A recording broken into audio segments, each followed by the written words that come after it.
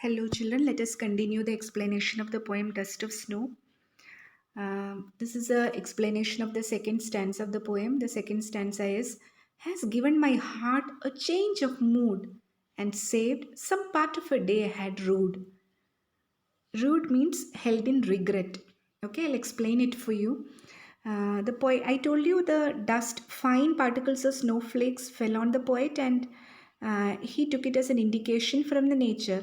What did he take? Like, what was the indication? According to him, that was an indication from nature to change his mood.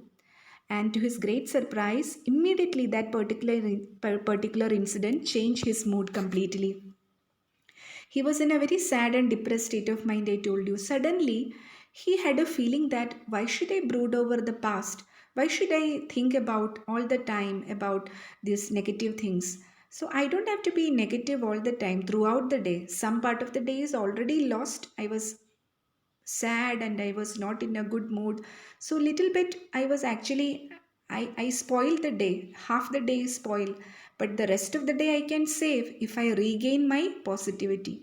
So the poet decided to change his mood, and immediately he changed the mood because he understood that it is very important to remain positive throughout. Then only we can save the rest of the day. I don't have to be regretful, or I don't have to be depressed throughout the day and spoil the entire day. I have to regain my positivity. Positivity is the underlying factor, underlying uh, emotion, underlying quality of any human being. Everybody is positive basically. So we have to regain that. We have to tap into that power of positivity, and we have to save the rest of the day so that we can save our rest of the life too. So if you always maintain a positive attitude or positive optimistic attitude, then it is quite good for your entire life. That is what he understood.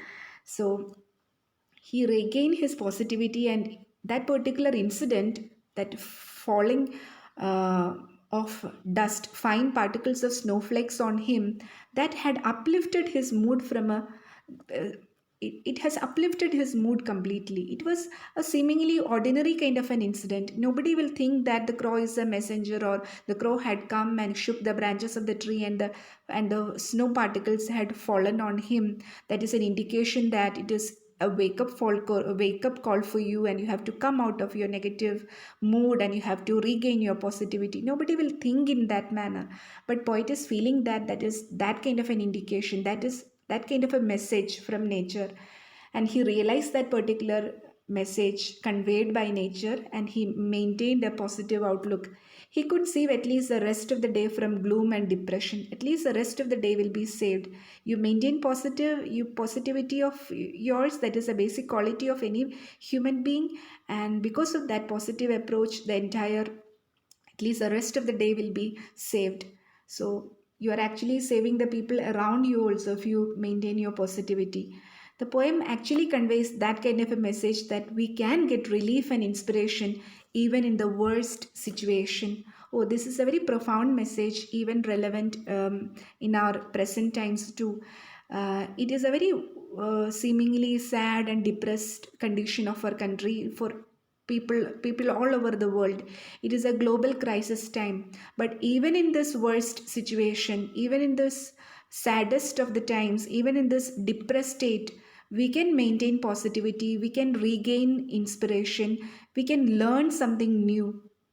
We have to tap into that. Take it as an inspiration. How can I change this particular stage? How can I make uh, at least my day and the people around me positive? So that is what we are learning. So this poem actually has a lot of relevance now also. The present times are that kind of worst time that we are going through, and in this, how we can regain our inspiration, how we can maintain our positivity, that is what it is all about. We have to learn that. Hemlock tree and crow are actually considered as ill omen. I told you they are very inauspicious, not considered as good signs. But these circumstances can also convey something positive to you. What you have to do is you have to look into the positivity. Deliberately, you have to change your mood. If you are in a sad state of mind, you don't have to continue to be there. You don't have to brood over that sadness or that depression all the time.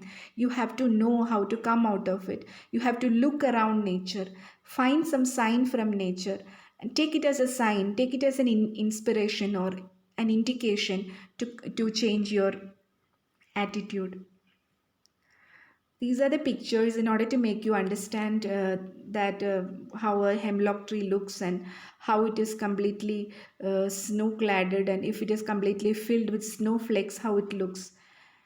Hemlock is a very poisonous tree bearing white colored flowers. Crow is also not a beautiful bird, and we don't consider it as an auspicious bird. Peacock is very beautiful. Parrot is so beautiful. Coil is having a mellifluous voice. All these birds are very pleasant to see and very pleasant to look at. Nightingale, skylark, these are all having very beautiful sound. So all these birds we really admire and we love them. But crow, I don't think so. Nobody people considered it as an ill omen or something inauspicious. That is quite natural.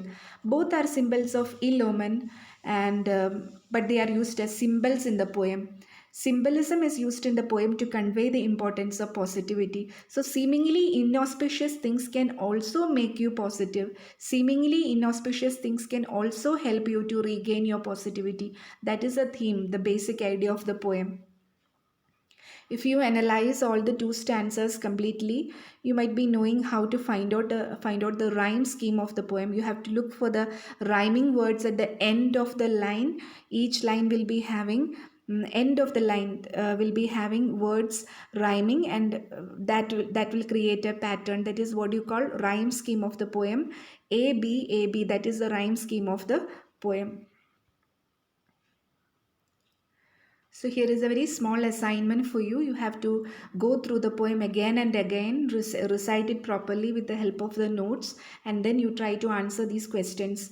What happened when the dust of snow fell on Robert Frost? What happened to him?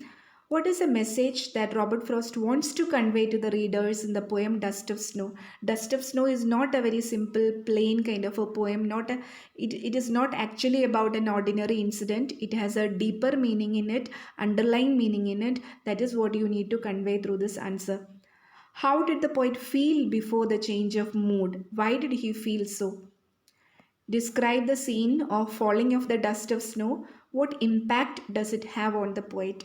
So these are the questions, some of the important questions from the poem. So please go through that and try to answer these questions in your notebook.